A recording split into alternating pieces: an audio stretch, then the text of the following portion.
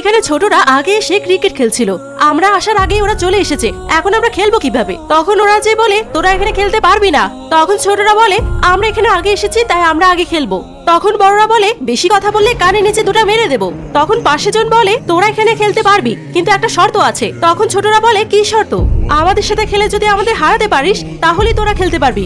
শর্ত মতো খেলা শুরু হলো। প্রথম রাউন্ডে বড়রা ছক্কা মেরে দিল। ছোটরা বুঝতে পারলো তারা বিপদে আছে, কিন্তু তারা হার মানলো না। তাদের লক্ষ্য শুধু একটাই, তাদেরকে যেভাবে হোক জিততেই হবে। এরপর ছোটরা আসে ব্যাট করতে এবং বড়রা বল করবে। এরপর কয়েকবারই সে ছক্কা মারলো, কিন্তু পরে যে সে আউট হয়ে গেল। কিন্তু ছোটরা খুব ভালো খেলছিল, পরপর কয়েকটা ছক্কা মেরে দিল। এরপরে আরেকজন আসলো, সে প্রথমে আউট হয়ে গেল। এবার শেষে আরেকজন আসলো, যার উপর নির্ভর করছিল তারা মাঠে খেলতে পারবে কিনা। সেই ছেলেটি বিসমিল্লাহির রহমানির রহিম বলে ছক্কা মেরে দিল।